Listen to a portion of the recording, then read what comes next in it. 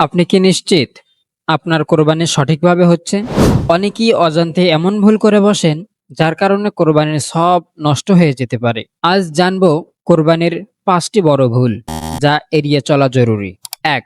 নিয়ত ঠিক রাখা। কোরবানি হলো আল্লাহর সন্তুষ্টির জন্য, কিন্তু অনেকেই লোক দেখানো, সামাজিক মর্যাদা বা প্রতিযোগিতার জন্য কোরবানি করেন।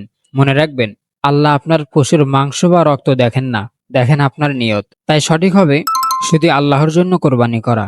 ভুল লোক দেখানো বা দুনিয়াবি উদ্দেশ্যে। 2. অসুস্থ বা ত্রুটিযুক্ত পশু নির্বাচন। অনেকে কম দামে পশু কিনতে গিয়ে অসুস্থ, অন্ধ, খোঁড়া, খুব দুর্বল পশু কোরবানি দেন। ইসলাম অনুযায়ী ত্রুটিযুক্ত পশু দিয়ে কোরবানি সহি হয় না। তাই সঠিক হবে সুস্থ, ত্রুটিমুক্ত পশু নির্বাচন করা। ভুল খুঁতযুক্ত পশু দিয়ে কোরবানি। 3. শরীয়ত অনুযায়ী জবাই না করা। কোরবানির সময় অনেকেই সঠিক নিয়ম মানেন না।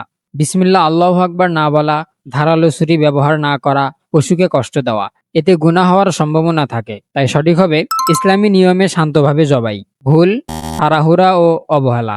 4. মাংস সঠিকভাবে বন্টন না করা। অনেকে পুরো মাংস নিজেরাই রেখে দেন বা গরিবদের দেন না। সুন্নাহ অনুযায়ী মাংস 3 ভাগ করা উত্তম। নিজের জন্য, আত্মীয় স্বজন, গরিব মিসকিন। তাই সঠিক হবে সবার সাথে ভাগাভাগি। ভুল শুধুই নিজের জন্য রাখা। 5. কোরবানির মূল শিক্ষা ভুলে যাওয়া। কোরবানি শুধু পশু জবাই নয়, এটা ত্যাগের শিক্ষা। মহানবী ইব্রাহিম আলাইহিস সালাম আমাদের শিখিয়েছেন আল্লাহর জন্য সবকিছু ত্যাগ করা, কিন্তু আমরা অনেক সময় অহংকার, লোভ, পাপ এসব ত্যাগ করি না। তাই সঠিক হবে নিজের খারাপ গুণ ত্যাগ করা। ভুল শুধু আনুষ্ঠানিকতা পালন। এই কোরবানিতে আমরা শুধু পশু নয়, নিজের মনকেও পরিশুদ্ধ করি। ভুলগুলো এড়িয়ে চলুন। আপনার কোরবানি কবুল হোক। আমিন।